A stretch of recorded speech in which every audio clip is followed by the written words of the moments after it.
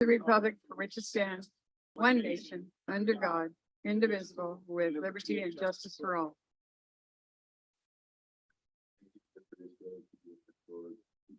Blessings, Lord, that you give. We ask that you be with us as we do the business of the city, Lord. Be with us and guide and direct our path. For everything we do, Lord, we look to you for strength and guidance. Amen. Amen. Thank you.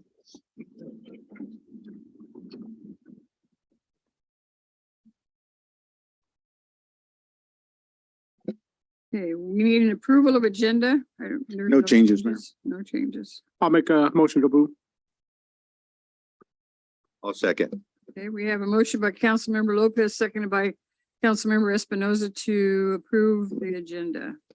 Councilmember Alvarado, Yes. Lopez, Yes. Espinoza, Yeah. and Prout. Yes. Next item is the public comment time. Anyone in the audience care to address the council, please come forward. Welcome. Jeff Martin, American Refuse.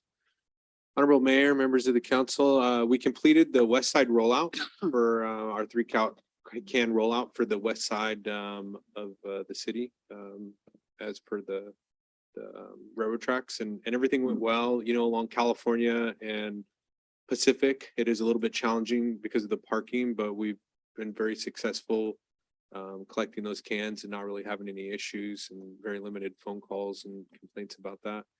This week we're rolling out be North Shafter, so the northern part, and then the on the east side off of West Tulare and Mantle. So we'll get your house tomorrow, and so it'll be that area will be tomorrow, and then on Thursday will be Bishop Acres, which is out on 7th Standard.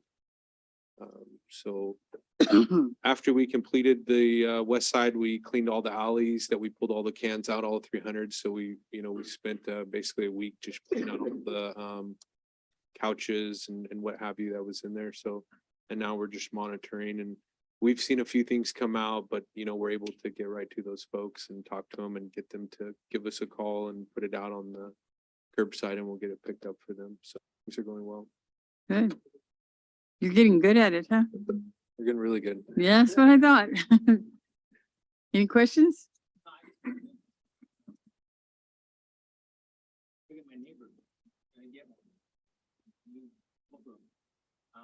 Also, I just want to say thank you very much for helping out the church Saturday, getting out there roll out. As you know, it's pretty messy out there. That was a big thank you. Yeah, no problem. Yeah, I wish I could have been there, but yeah, we're trying to do too many things at once on Saturday. So we had already committed to the being in Corcoran. So yeah, it sounds like they got it done too. They filled it up pretty quickly. So we took my wife had called me about that church that got defaced on Lerdo, and so we saw that there was a cleanup on it, and so we're reaching out trying to find somebody, and I reached out to Gilbert and I said, hey, and so we were able to get contact, and we took him a roll off and just took care of it for him. So everybody that came, they could fill it up, and we took it to the dump. So make it a little faster and easier. So, You didn't catch anybody though? no. Not yet, huh? Talk to Chief here. We arrested somebody. Oh, you did? Certainly. Ah, good for you. 14. 14 of them?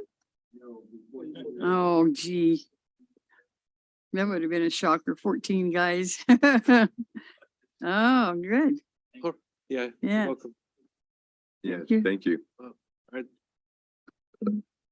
Okay, we'll move on to council announcements. We'll start down here. Gilbert, you have something? The only thing I have to report is, I just want to, it's a more of an announcement of the Lions Club is having a trunk or treat. It's on October 27th, actually on the Thursday, October 27th. And it's going to be right here next to the Veterans Hall, and it's going to be in the parking lot of the Veterans Hall, actually in front of the Superior Court. We're using that parking lot there. The trunk or treat itself is going to start at 7.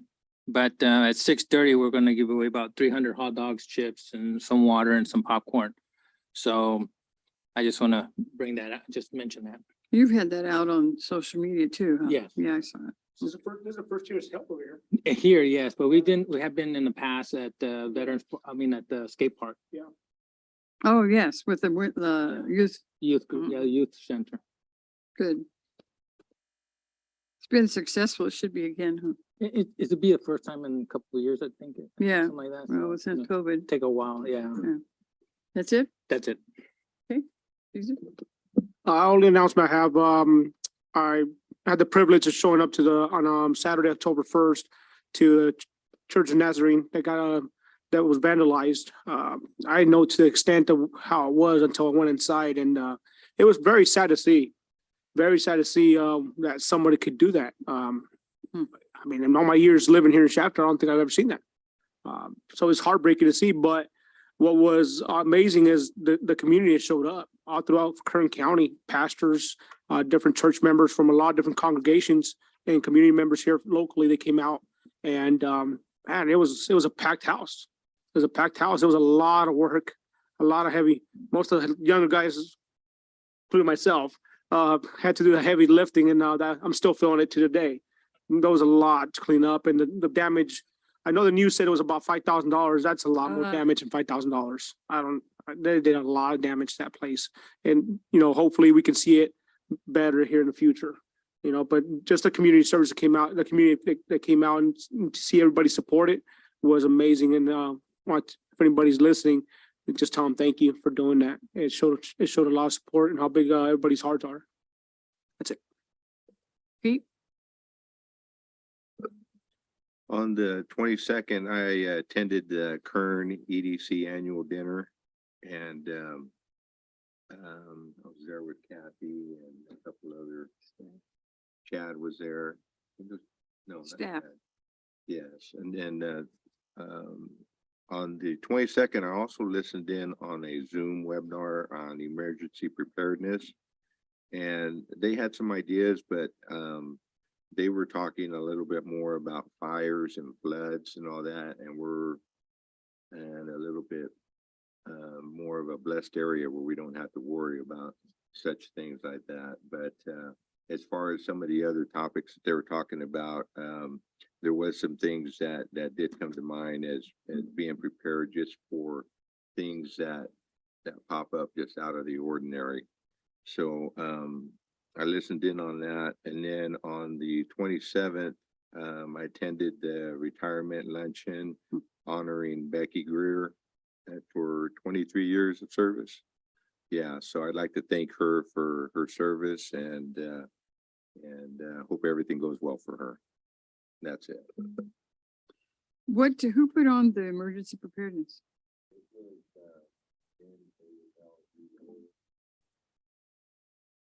I just got an email, and it sounded like something that was the right time, and I wasn't doing anything like this again. And they talked about preparedness, about having a plan, about having in place, like make sure that people are able to communicate with each other. Yeah, it's always tough. Yeah, so it was neat. It was only an hour. And some of the things that they talked about, like I said, it didn't really apply to our situation here at Chapter, but it was still interesting. Of course. Okay, sounds good. Okay, my report is that I did attend early in the morning at the Kern Economic Development Board meeting that was held at Memorial Hospital. And the exciting part of the session was that, if you noticed or remember, the governor had finally signed and completed everything ready for Hard Rock Hotel Casino. And so the fellow that was there that represents the project gave us some details about the project, as well as showed some pictures and compared what's going to be built here off of 99 to Sacramento, and the one in Sacramento is half the size. So in visualizing what they had on the display was quite interesting to see what this one's going to be. They estimate that most of the patronage will come from the southern area, like 90% compared to what they will call from our own area. The other part was that it's 320 acres that they bought. They're going to set up their project on 52 acres. So the question was, what happens to the others? And because of the big Indian tribes and their involvement. They will use most of that for their own use, but culturally is what they told us it would be used for. So it'll be something to watch as that continues to grow up there. And then, of course, the evening event was well attended with many other cities and business establishments throughout the county and elsewhere.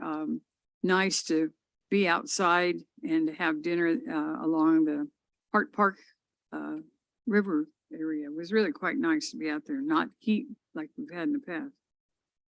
Then also, I did attend the homecoming as a social event with Rotary. We first went to the senior class steak dinner, and then we went over and sat with all these other people that came for class reunions. And it was really pretty exciting because the high school added some features to show off the fact that this is a new project for Shafter High School as well as for Shafter. And it was fun and exciting to be there. Good crowd. The stands were full.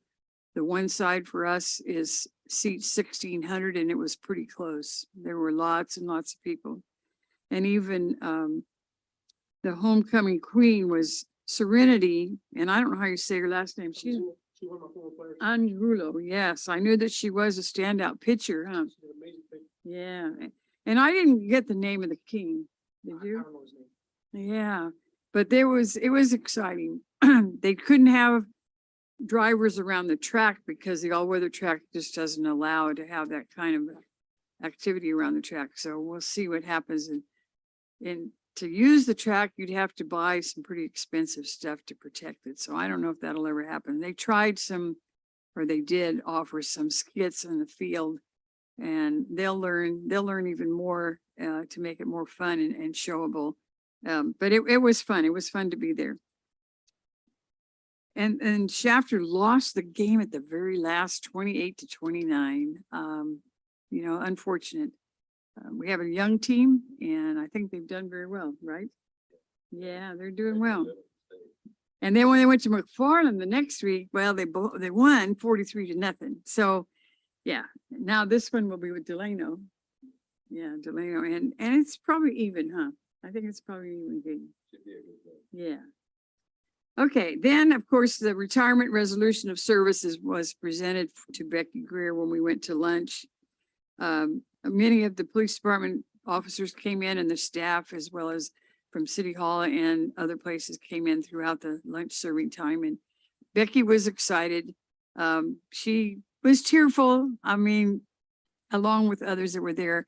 Rachel did put together a really nice memory book for her, and everyone enjoyed looking through the book. Lots of pictures that go back in all of the years that she was with the city of Shafter, and it was nice. It was really well represented, and she's excited. I mean, I think the job moved faster. No, the whole move moved faster because of a job that came up for her, but they were really planning to already move to Idaho, so they're gone. We thank her very much. She served us very well. And then I went to the meeting. Jim Zervis came out to talk to the unincorporated citizens around Shafter, which includes mostly Mexican Colony, Cherokee Strip, Smith's Corner, to inform us and them about Measure K for public safety and other vital services. And unfortunately, there were 3 representing the unincorporated area. I thought they did an excellent job. They had the sheriff was there and he did a little introduction as to what they're dealing with. Probation was there, fire department was there, DA's office, and I'm leaving somebody out. Anyway, it was interesting. It was interesting to realize where they are at this point, and all we can do now is wait and see what the voters are going to do. If they don't pass it, it's going to be tougher. It's going to be a whole lot tougher, and there's mixed feelings about how it's going to happen. But anyway, that's the opportunity that the people in that area are going to have to face. Then also, last night we had candidates forum, not forum, but orientation. And I was there along with Gus Alvera, who is another candidate that's running. And I can say that our staff did an excellent job compiling quickly in a short and easy way, or an overview of each department. There were 12 representatives there, and covered just everything that's so positive and good that we're doing in the city. And so I thought it was well done. And I appreciate all the efforts that they put in. So that's all I had. Well, I guess I shouldn't leave out today. Today was an interesting day.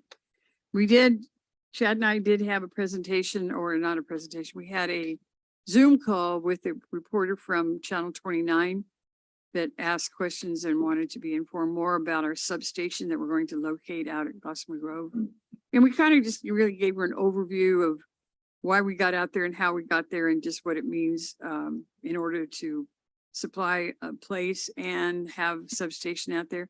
I don't know when they'll air it. It didn't sound like it was going to air today. I don't know if she's going to hold off because she knows that the 27th is when Senator Hurtado is coming here so that she will officially present the project and the funding that goes along with it. So it's just some information to get out there so that everybody understands the good things that are going to happen for us.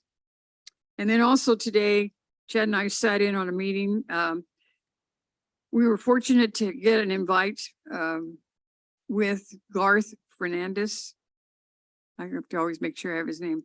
And he is now the regional director for high-speed rail. And we had lots of questions for him. He had a lot of remarks back to us. And so at least he's opening up some dialogue. He's new he used to be with Caltrans. He's new now with high-speed rail, realizes that there's a lot of places that were weak and didn't come through like they should have way back when this project started. Consultants really weren't on top of the project. They've learned a lot, but now they have their own staff that's engineers and others that are working on it that are not consultants from the outside, and they should be moving forward. It's only fair to tell you, he reiterated several times to us that they have money to do the rest of this project.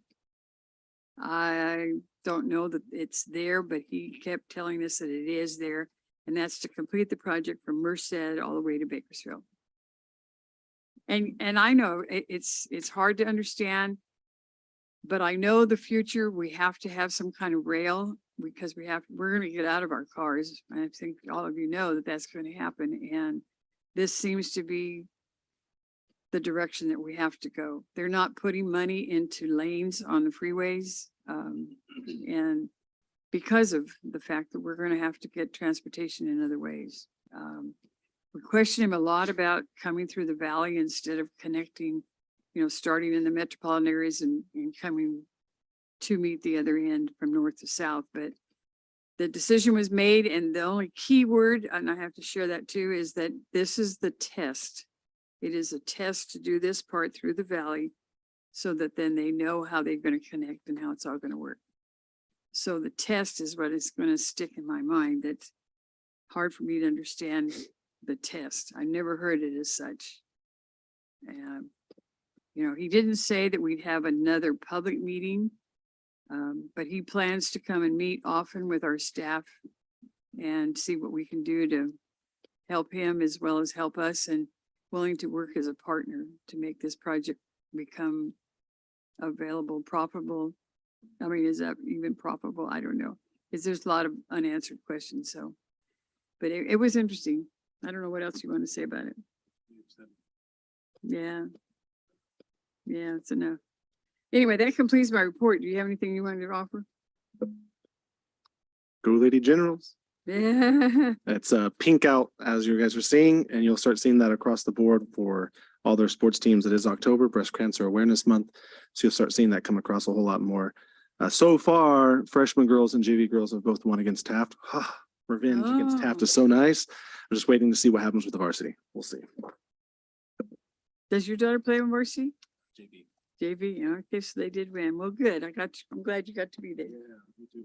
Yeah, that's good. All right. So if there are no more reports from council, you have anything, let's see, no, we don't go into that. We go into consent calendar. Okay, I need to highlight this. It's hard to know if we got anybody listening in, but we have payroll checks, minutes of September the 12th and September 20th. We have approved the resolution of service for Becky Greer.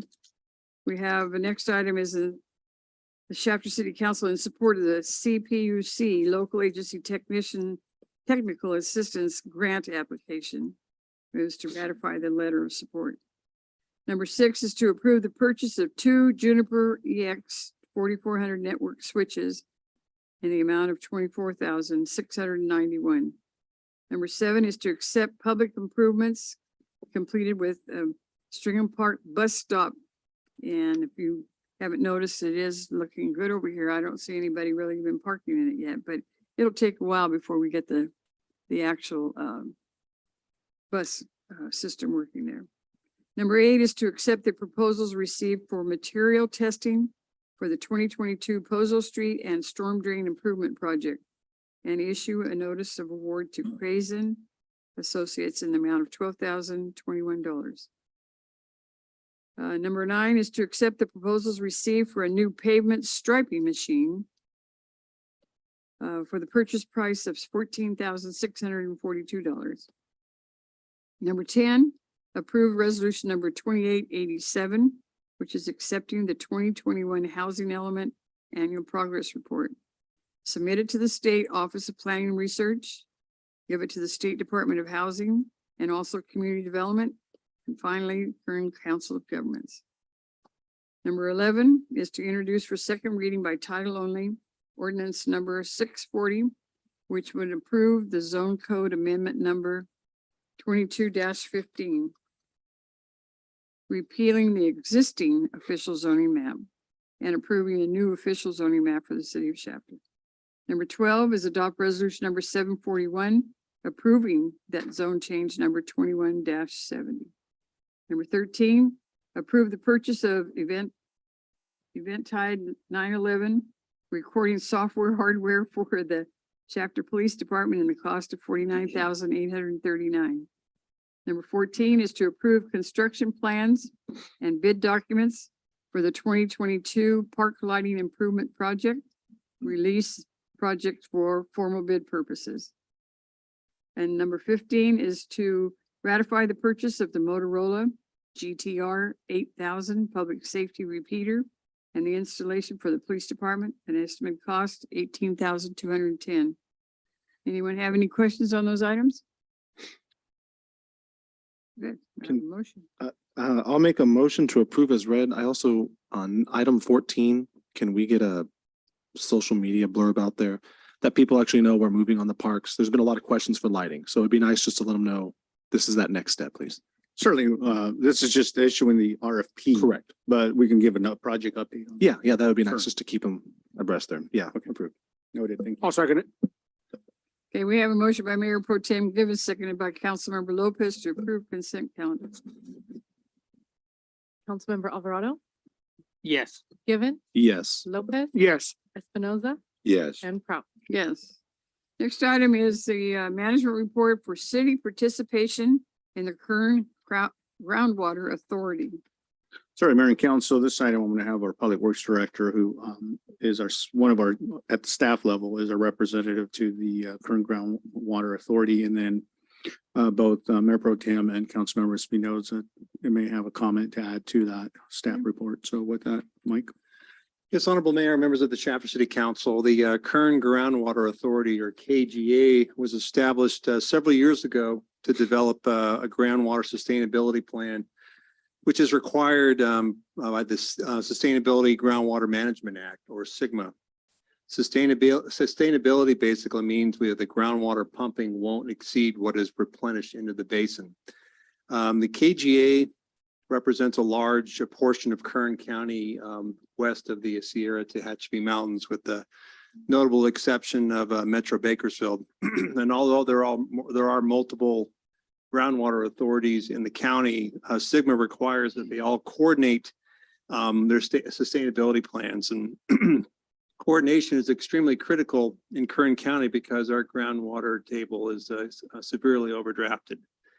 The city has been a KGA member since the inception of the KGA. Our intent going into this membership was to have representation and influence with future groundwater decision-making. And for the past several years, maintaining this membership has cost the city approximately $30,000 a year.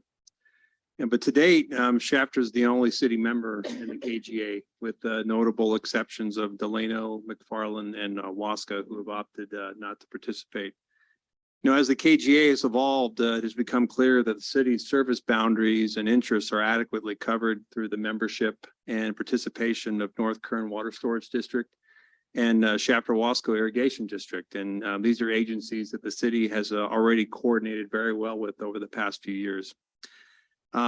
Staff has met with our KGA board representatives, Mayor Pro Tem Gibbons and Councilmember Espinoza, to discuss the future of our KGA membership.